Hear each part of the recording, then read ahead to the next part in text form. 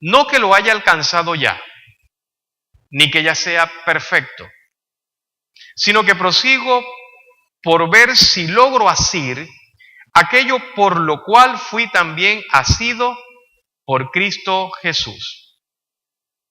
Hermanos, yo mismo no pretendo haberlo ya alcanzado, pero una cosa hago, olvidando ciertamente lo que queda atrás y extendiéndome a lo que está delante, prosigo a la meta, al premio del supremo llamamiento de Dios en Cristo Jesús.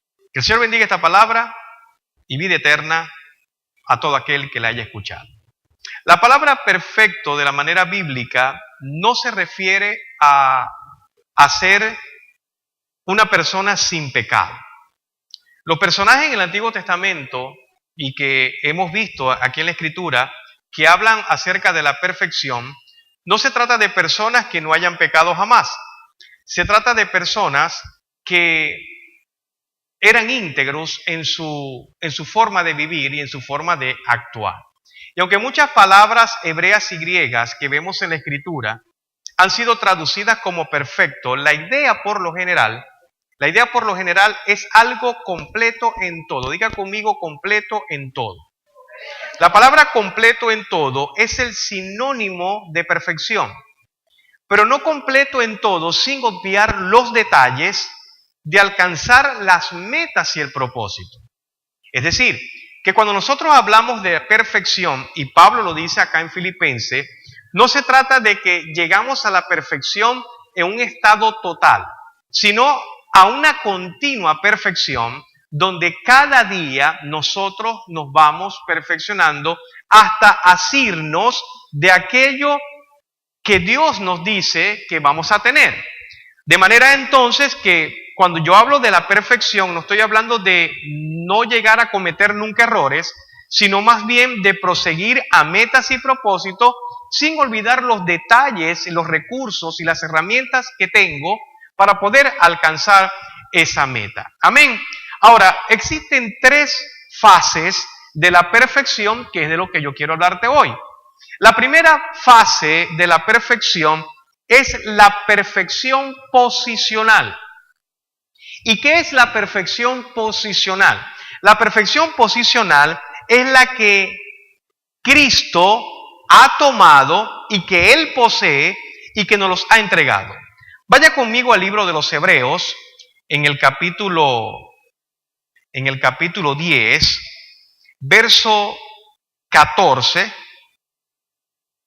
que dice así: porque con una sola ofrenda hizo perfectos para siempre a los santificados. Escucha bien, porque una sola ofrenda hizo perfectos para siempre a los santificados.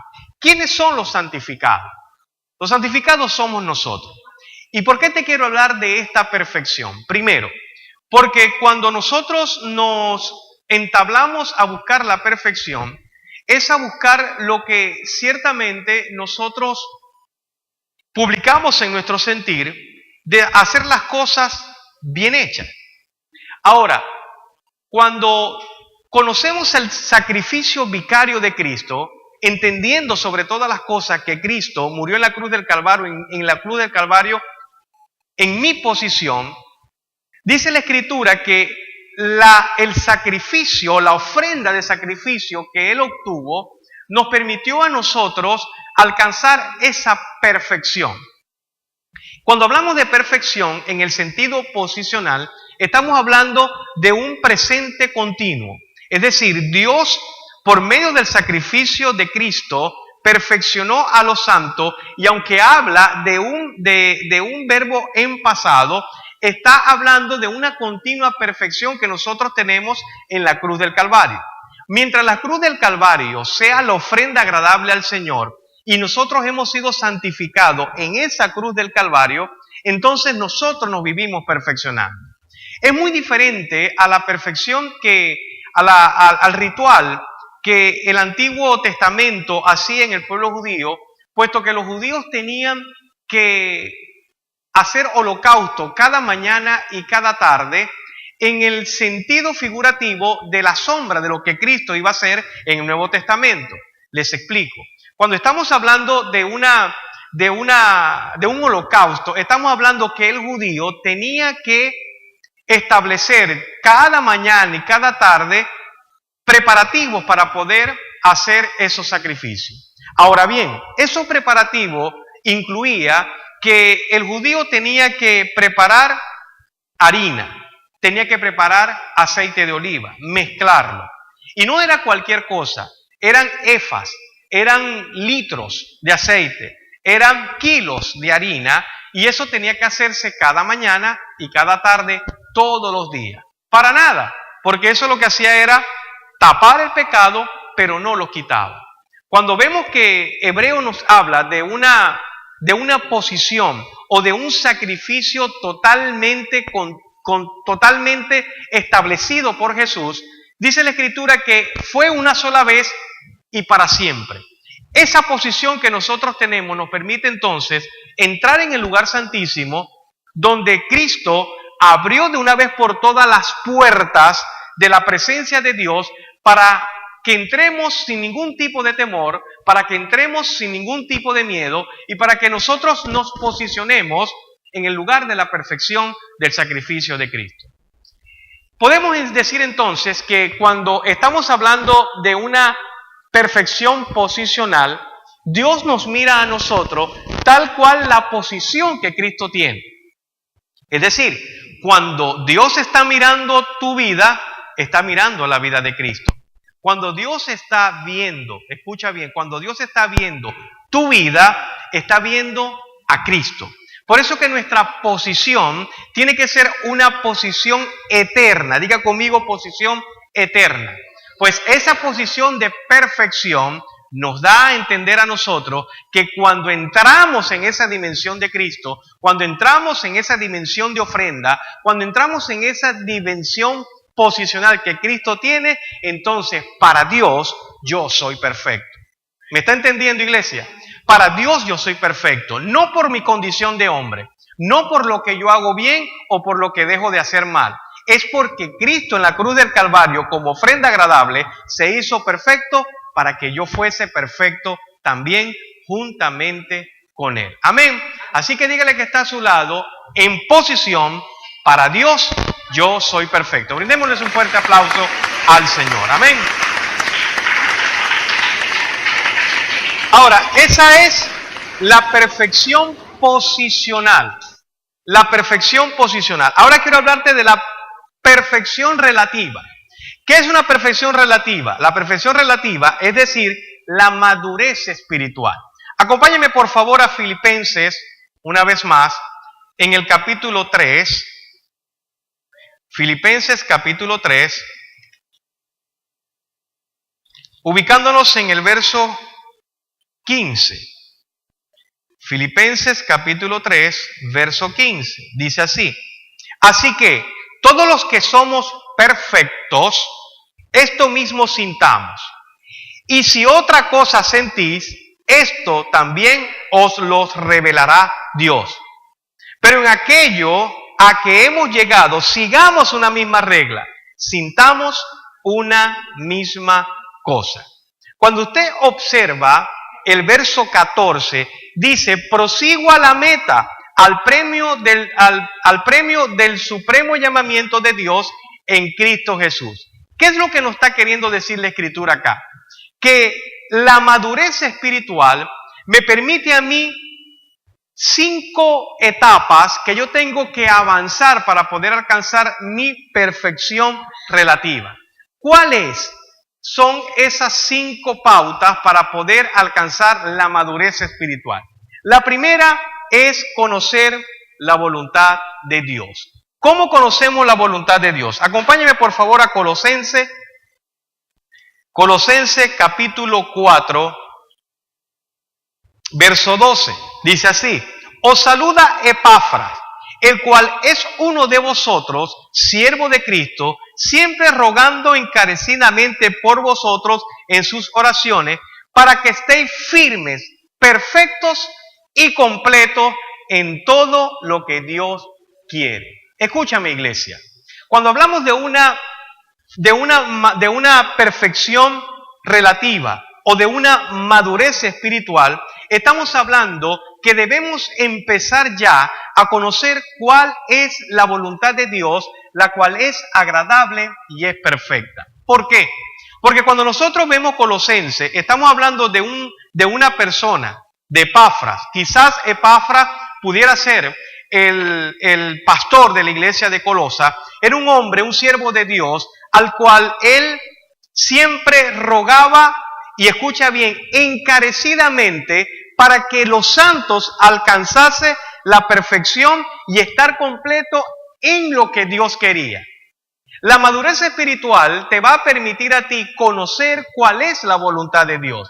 Porque a veces nosotros pensamos que la voluntad de Dios son cosas que nos llegan a nuestras emociones o nos llega a nuestro corazón. Y escuche bien esto, la voluntad de Dios, la cual es agradable y perfecta, siempre va a estar enmarcada a lo que Él desea para que nosotros seamos prosperados desde el punto de vista espiritual, desde el punto de vista emocional, desde el punto de vista físico. ¿Por qué es de esta manera?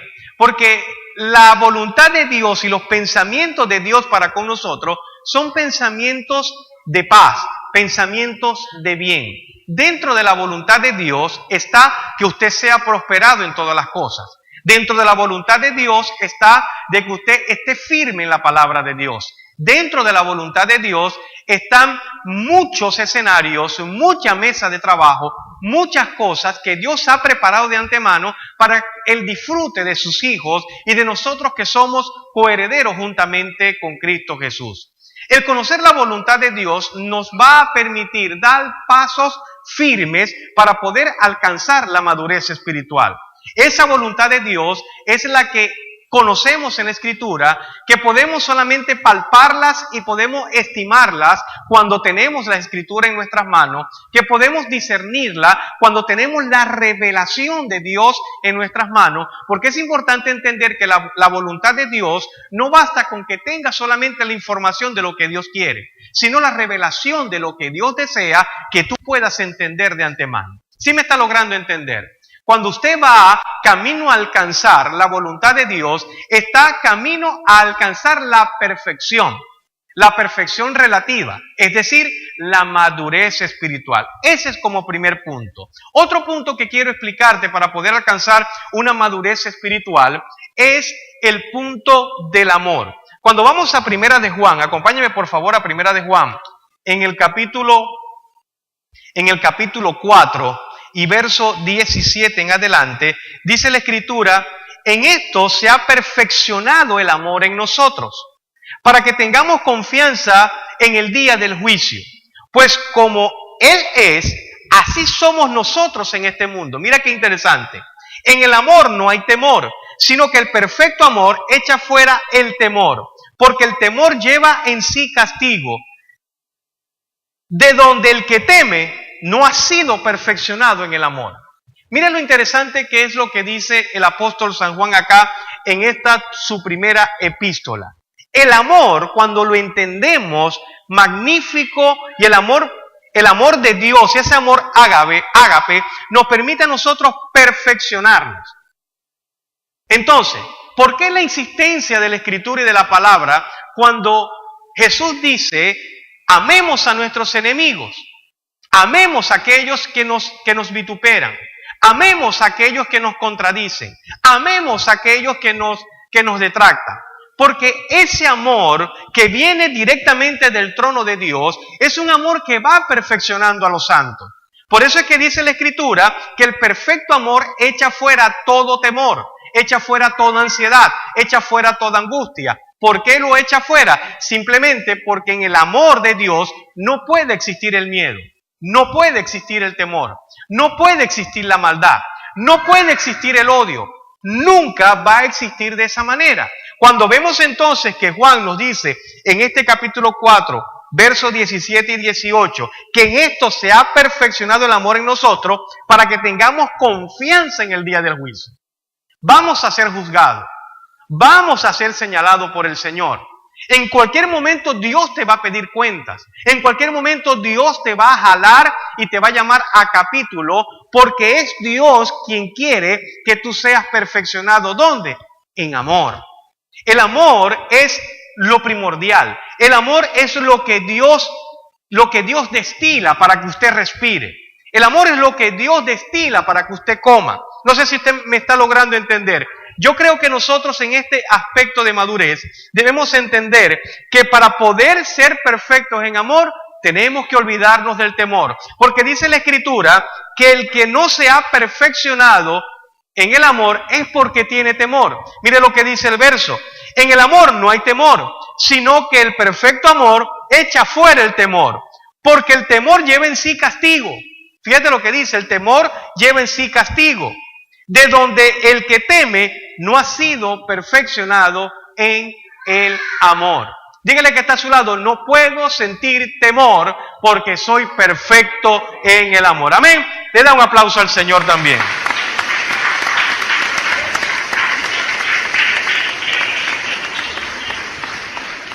Ahora, otro punto de la perfección relativa o la madurez espiritual que leímos en Filipenses capítulo 3, verso 15, está también la santidad.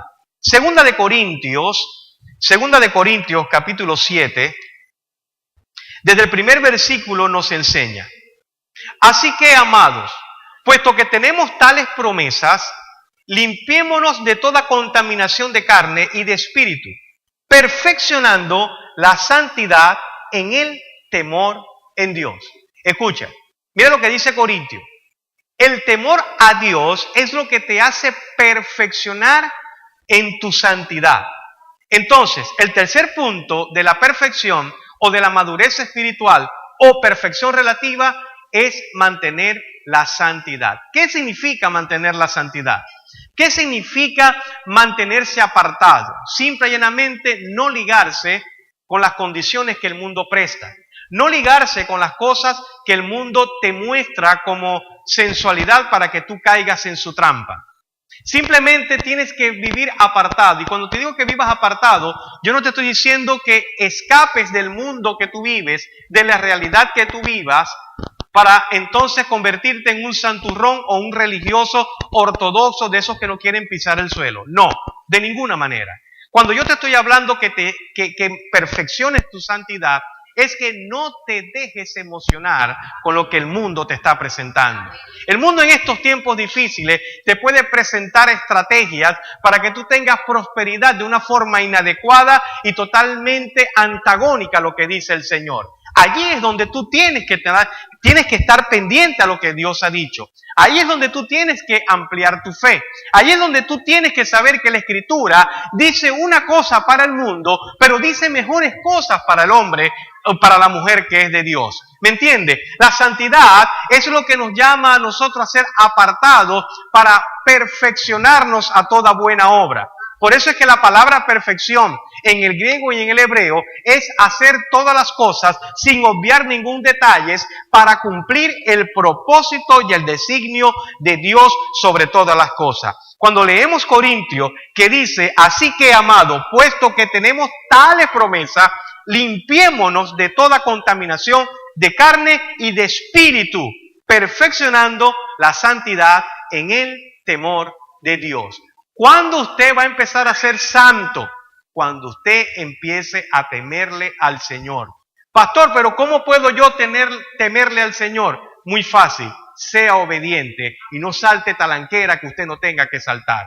Sea obediente y no meta la mano en el fuego por nada ni por nadie. Sea obediente y empiece a escribir capítulos en su vida basado en lo que dice la Escritura. Amén. ¿Por qué? Porque la santidad nos permite a nosotros ser maduros y perfectos relativamente. Amén. El otro punto que quiero enseñarte es la paciencia. La paciencia también te ayuda a alcanzar madurez. Vamos al libro de Santiago. Santiago en su capítulo 1 me muestra claramente en el primer versículo, en el verso 4, me dice, mas tenga la paciencia su obra completa, para que seáis perfectos y cabales sin que os falte cosa alguna. ¿Me está entendiendo? Cuando estamos hablando de esto, dice la Escritura, mas tenga la paciencia su obra completada, para que seáis perfectos y cabales. Perfectos y cabales. ¿Por qué? Para que no te falte absolutamente nada. Ahora usted dirá, Señor, pero ¿cómo puedo yo cargarme de paciencia? Muy fácil. La paciencia es una virtud. La paciencia es un fruto espiritual. La paciencia viene dada con el crecimiento que te da Dios. Tú no puedes adquirir paciencia si no pasas por momentos difíciles. Tú no puedes adquirir paciencia si tú no empiezas a poner en práctica las cosas que te permiten levantar y engordar tu paciencia. ¿Me logra entender?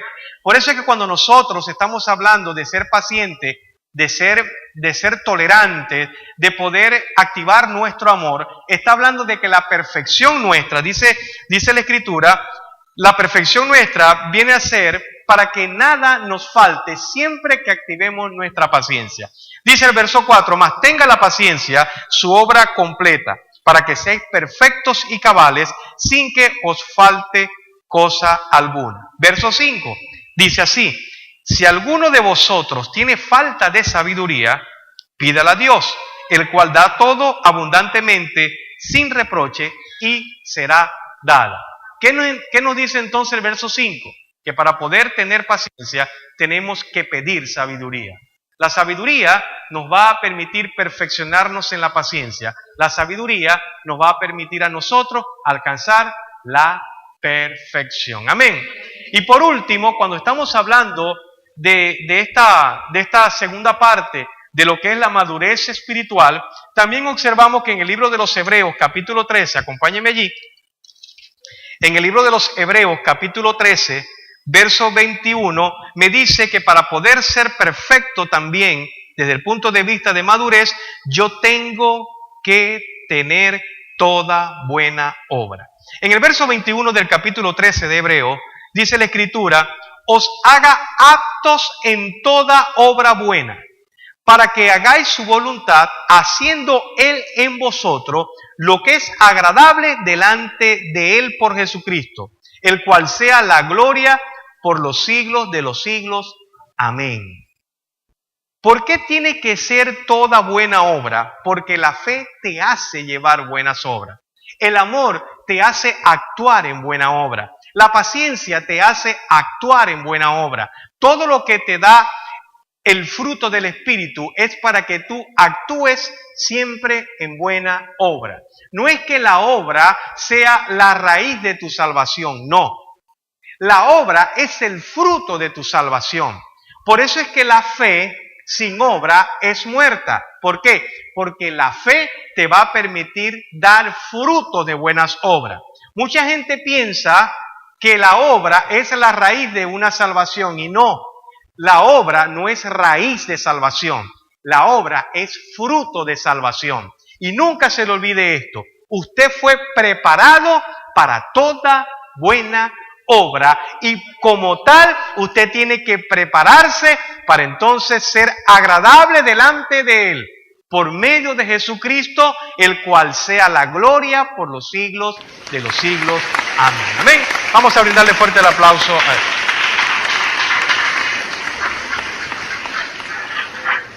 Ahora fíjate que la madurez se logra progresivamente, como lo dice 2 de Corintios, capítulo 7, verso 1 que leímos.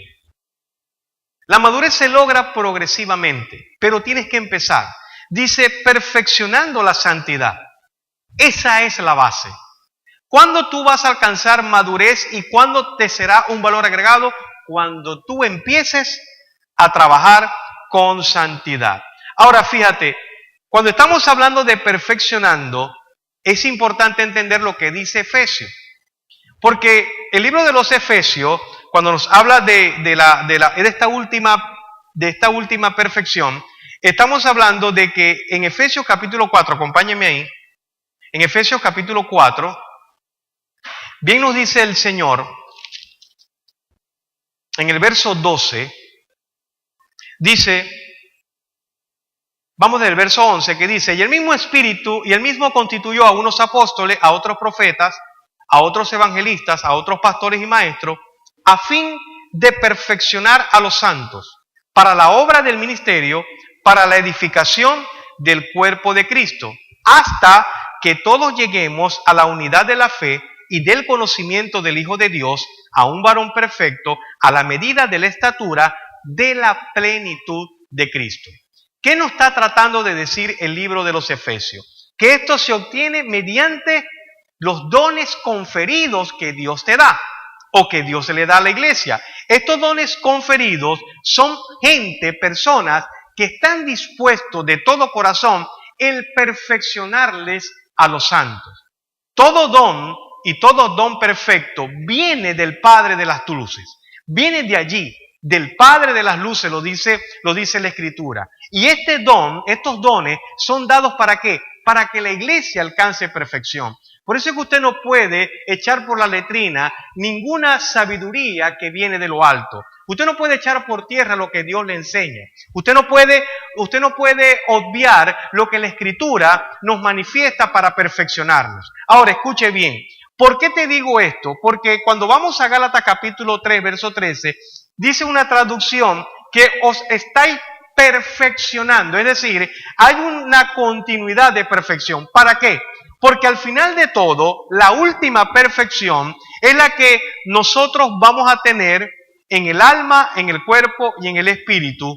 Y es algo que Pablo negó haber tenido. Cuando vamos de nuevo a Filipenses capítulo 3, vamos a Filipenses capítulo 3, dice la Escritura en el verso 12, no que lo haya alcanzado ya, ni que ya sea perfecto, sino que prosigo por ver si logro hacer aquello por lo cual fui también asido por Cristo Jesús. Hermano, yo mismo no pretendo haberlo ya alcanzado, pero una cosa hago, olvidando ciertamente lo que queda atrás y extendiéndome a lo que está adelante. Esta palabra extendiéndome a lo que está adelante es la misma palabra en el griego que utiliza el deportista o el atleta cuando está corriendo y va a llegar a la meta. La palabra extendiéndose, yo no sé si usted se ha dado cuenta que cuando los que van corriendo a 100 metros plano, ellos cuando van a llegar a la cinta, ellos estiran su cabeza para llegar primero o tocar primero la cinta.